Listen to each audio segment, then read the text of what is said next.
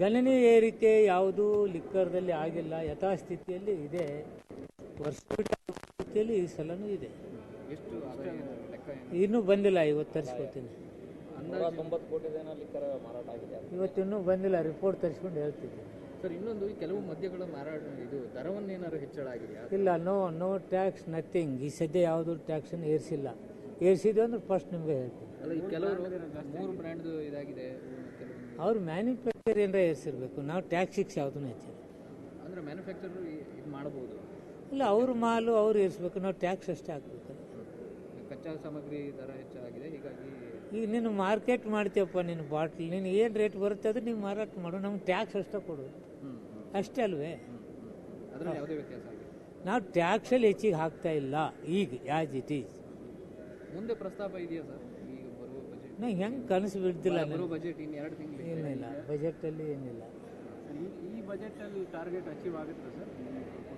Target ಯಾವುದೂ ಇಲ್ಲ. ಅಲ್ಲ, ನಿಮ್ಮ ಬಜೆಟಲ್ಲಿ ಆದಾಯ ನಿರೀಕ್ಷೆ ಮಾಡಿದ್ದು ನಿರೀಕ್ಷೆ ನೋಡೋಣ, ಪ್ರಯತ್ನ ಮಾಡ್ತೀವಿ, ಎಫಿಷಿಯನ್ಸಿಯಾಗಿ ಮಾಡ್ತೀವಿ. ಲಿಕ್ಕರ್ ಡುಪ್ಲಿಕೇಟು ಮತ್ತೊಂದು ಹೊರಗಡೆದು ಇಂಪೋರ್ಟ್ ಬರಲಾರ್ದಂಗೆ ತಡಿತೀವಿ. ಒಳ್ಳೆ ಡ್ರಿಂಕ್ಸ್ ಕೊಡಲಿಕ್ಕೆ ಪ್ರಯತ್ನ ಮಾಡ್ತಾಯಿದ್ದೀವಿ, ಅವೆಲ್ಲ ಮಾಡ್ತೀವಿ. ಸರ್, ಅಯೋಧ್ಯೆ ರಾಮ ಮಂದಿರ ಉದ್ಘಾಟನೆಗೆ ದಿನ ಶುರು ಆಗ್ತದೆ, ಆದರೆ ಇನ್ನೂ ಕೂಡ ರಾಜ್ಯದ ನಾಯಕರಿಗೆ ಆಹ್ವಾನ ಬಂದಿಲ್ಲ. ಧರ್ಮ, ದೇವರು ಯಾರಪ್ಪನ ಮನೆ ಆಸ್ತಿ ಆಗಬಾರ್ದು.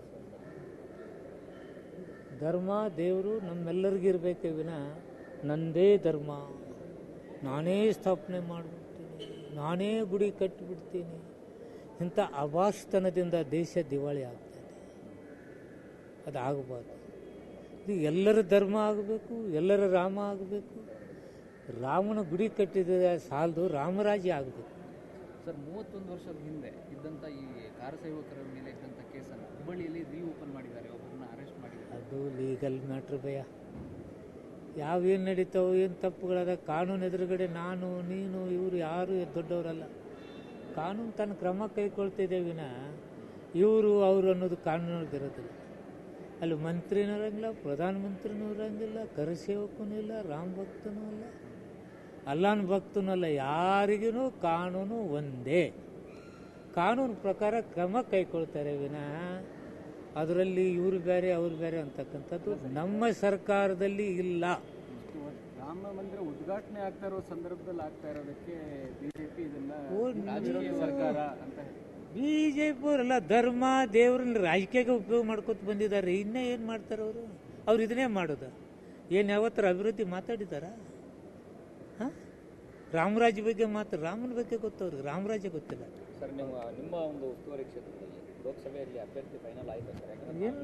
ಇನ್ನೂ ತುಂಬ ಅಭ್ಯರ್ಥಿಗಳ ಪೈಪೋಟಿ ತುಂಬ ಇದೆ. ಫೈನಲ್ ಮಾಡೋಣ. 4ನೇ ತಾರೀಕು ಸಿಎಂ ಡಿಸಿಎಂ ಹೋಗ್ತಾ ಇದ್ದಾರೆ. ಫೈನಲ್ ಏನಾದರೂ ಪಟ್ಟಿ ತಗೊಂಡು ಹೋಗ್ತಾರೆ, ಯಾರು ಮಾಡ್ಬೋದು? ಸಂಭಾವ್ಯ ಪಟ್ಟಿನಾದ್ರು ತಗೊಂಡು ಹೋಗ್ತಾರೆ? ಭಯ ಕೇಳಿಲ್ಲ, ನಾನು ಕೇಳಿ ನಿಮ್ಗೆ ಹೇಳ್ತೀನಿ.